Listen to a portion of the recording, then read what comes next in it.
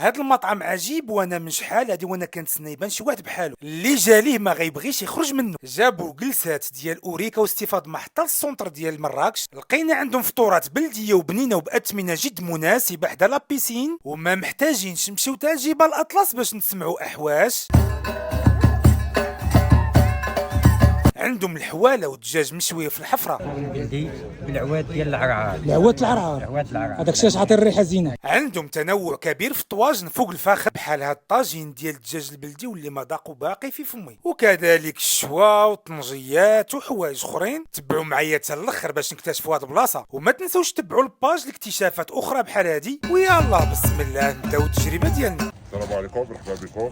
مرحبا بكم في العرصة.